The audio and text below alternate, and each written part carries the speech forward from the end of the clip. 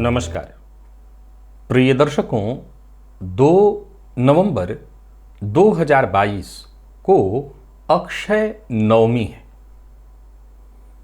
ये अक्षय नवमी बेहद महत्वपूर्ण है, विशेषकर गृहस्थाश्रमियों के लिए जो सदैव ये चाहते हैं कि उनका अक्षय भंडार भरा रहे। अक्षय अर्थात जिसका कभी क्षय न हो। प्रिय दर्शकों, ये अक्षय नवमी बेहद महत्वपूर्ण है। मैं एक प्रयोग आपको जो कि पूर्व में भी बता चुका हूं, उसे बताने के लिए उपस्थित हुआ हूं। अक्षय नवमी के दिन भगवान विष्णु की आराधना करनी चाहिए। मां लक्ष्मी की कृपा प्राप्ति हेतु भगवान विष्णु की आराधना मां लक्ष्मी के सहित करनी चाहिए।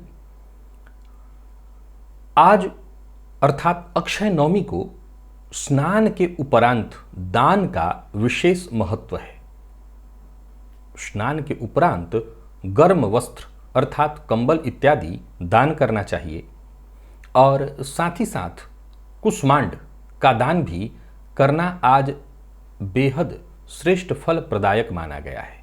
कुष्मांड के गर्भ में हिरण्य रत्नादि रख करके, द्रव्य रख करके अर्थात सोना इत्यादि रख करके या रत्न धन रख करके ब्राह्मण को दान करना श्रेष्ठ फल प्रदायक माना गया है।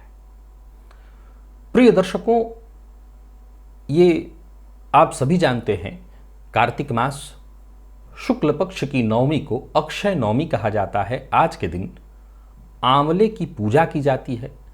आंवले के छांव में बैठकर भोजन करना, पहले ब्राह्मण को भोजन कराने के बाद अपने कुटुंब के सहित भोजन करने का विशेष महत्व है। तो आज आपको ऐसा अवश्य ही करने का प्रयत्न करना चाहिए। अब आज के इस परिवेश में हर जगह आंवले का कोई बहुत बड़ा वृक्ष मिल जाए, ये सोच पाना तो मुश्किल ही है। लेकिन फिर भी अगर संभव है, कहीं ऐसा वृक्ष है जिसकी छांव तले आप बैठकर ऐसा कर सकते हैं तो कहना नहीं तो फिर आपके घर में कोई ऐसा पौधा है, आंवले का पौधा, तो उस पौधे के सम्मुख बैठ कर के भी आप ये काम यानी भोजन करने का काम अवश्य ही करिए। एक छोटा सा प्रयोग भी आज आपको करना चाहिए।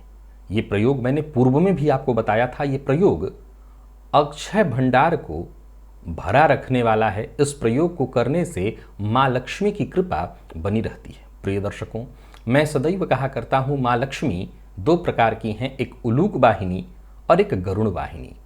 गरुण वाहिनी लक्ष्मी वो हैं जो भगवान श्री हरि के साथ ही आती हैं, उन्हीं के गरुण पर विराजमान होकर के, और उलूक वाहिनी लक्ष्मी वो हैं जो अकेले आती हैं और जहां भी आती हैं इनके आने के बाद रात रात भर उल्लू की तरह जागना पड़ जाता है, नींद गायब हो जाती है।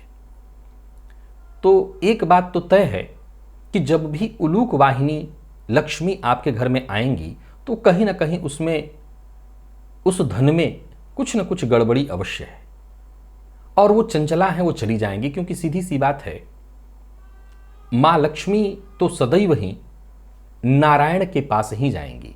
आप लक्ष्मी के पुत्र हो सकते हैं, लक्ष्मी पति नहीं हो सकते। लक्ष्मी पति तो सिर्फ एक नारायण ही हैं और फिर वो नारायण के पास ही चली जाएंगी। लेकिन अगर नारायण के सहित ही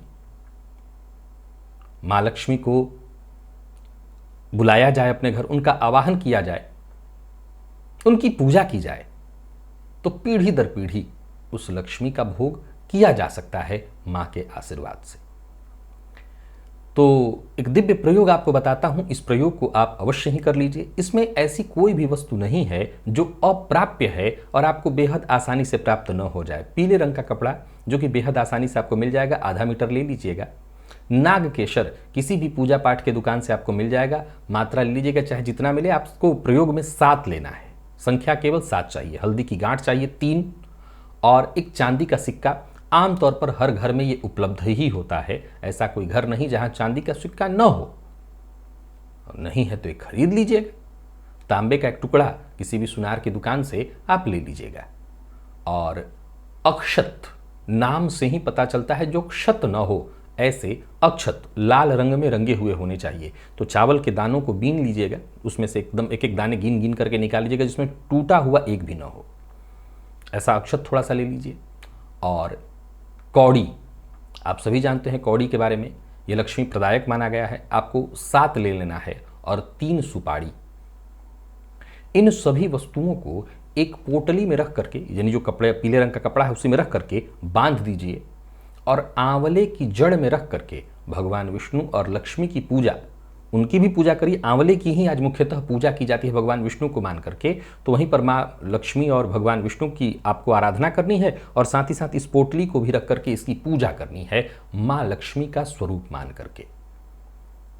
और फिर पूजन के उपरांत आप इस पोटली को जहाँ रखना चाहें, आप चाहें तो अपने पूजन स्थल पर रख सकते हैं, आप चाहें तो जहाँ रुपया पैसा इत्यादि कहीं रखते हों तो वहाँ रख सकते हैं, या फिर आप चाहें तो घर में कहीं भंडारण इत्यादि होता है अन्न इत्यादि का। अब शहरों में जहाँ फ्लैट में लोग रहते हैं वहाँ भंडारण की तो कोई बात होती नहीं है। ग्राम्य परिवेशों में प्रायः ऐसा होता है कि एक कमरा ऐसा होता है जहाँ चावल धान इत्यादि रखे हुए होते, गेहूँ रखा हुआ होता है। अब ऐसा तो हर जगह शहरों में तो संभव ही नहीं, तो जो भी आपके पास जगह हो, पूजन स्थल या कहीं पैसा इत्यादि रखते हों, वहीं पर इस पोटली को वर्ष पर्यंत रख दीजिए। ये पोटली जहाँ भी रहे वहाँ पर माँ लक्ष्मी की अक्षय कृपा बनी रहेगी। याद रखिएगा, अक्षय नवमी का यही तो विशेष महत्व है। ये प्रयोग बस करके आपको रख देना। अच्छा, ये प्रयोग करना कब है?